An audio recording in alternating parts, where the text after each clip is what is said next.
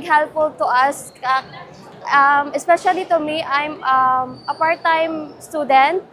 Malaking bagay po kasi yung pera namin sa pamilya namin is kuan lang, sapat lang po sa pang-araw-araw namin. So it's a big helpful po to 20K sa pamasahe, sa pagkain at sa tuition po natin. Masaya po kasi makita namin ang Pangulo na bumibigay po sa amin ng pera para sa aming pag-aaral po. Nakatulong po sa akin is yung mga expenses, mga bayarin po, tas pati na rin po sa tuition at sa pang-araw na gastusin. Mas confident po ako makapagtatapos kasi yung tuition ko, mababayaran ko na po yung aking balance na natira. Ang mensahe ko po sa ating Pangulo is maraming salamat po na yung mahihirap na wala po talagang magastos sa pag-aaral is mabigyan niyo po ng mga tamang expenses na magagastos sa college. Makaasa po kayo na pag magiging pulis ako, I serve the country with honor, integrity, and service to the people of the Philippines. 5 kami magkakapatid at ako lang po yung pinakaunang makakatapos sa 5 naming pagkakapatid. Kaya pag sabi ng kapitan namin, I grab it the opportunity para makuha kami. Pinakabalaki itong naitulong sa pamilya ko. Kasi hindi na sila mamumblema kung anong babayarin ko, anong babayarin nila. If makapagtapos ako, may chance ko na matutulungan ko kung kapatid ko, pati yung mga pamilya ko. Ang mensahe ko po kay President BBM, thank you so much for this opportunity na binigay sa amin. Kasama ko na nakakuha nito, maraming salamat po. Yun, pasalamat kami sa aming Pangulo sa pagbigay sa amin ng bigas. Kahit bigas lang, walang ulam, okay na. Pang gulay-gulay lang, basta mayroon ng bigas. Malaking tipid. Lalo na kung yung bigas na binibigay ay maganda. Solve na basta meron ng bigas. President Bongbong, maraming salamat sa mga tulong na binibigay mo sa amin, lalo na sa bigas na natanggap namin ngayong araw. Diba? Of all the presidents of the Republic, sa lahat ng presidente na dumadaan, this is the only president, the first and only president create ng program like this, no? Going down to the barangay level, the very grassroots of our government. And we are so happy, no? The barangay captains are very happy because in a time like crisis ngayon, we need intervention.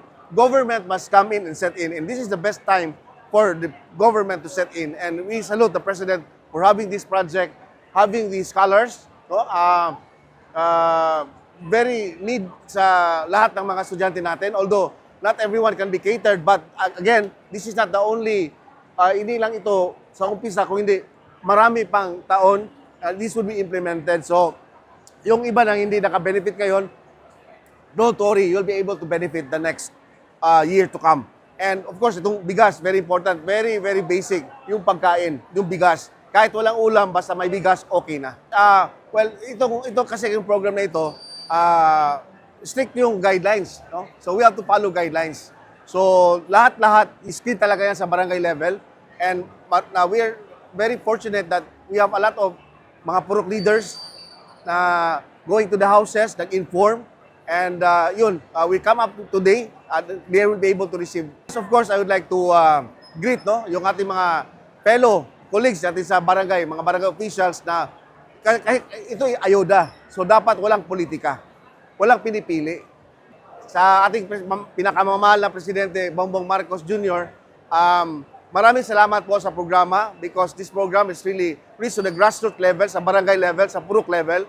I hope that this program will only be the beginning of the many programs that you have envisioned for the Republic, especially in the time of crisis that we are having now in the Philippines.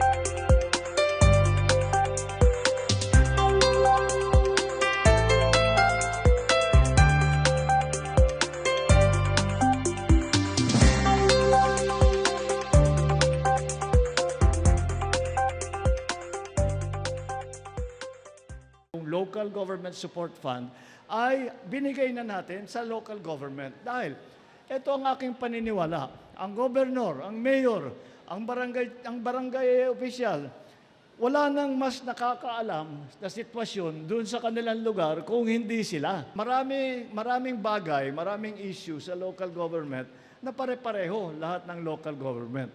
Ngunit marami ring issue na iba-iba. Kaya biniiwan na natin sa local government, sila ang magdesisyon kung saan nila gagamitin ang pondong ito.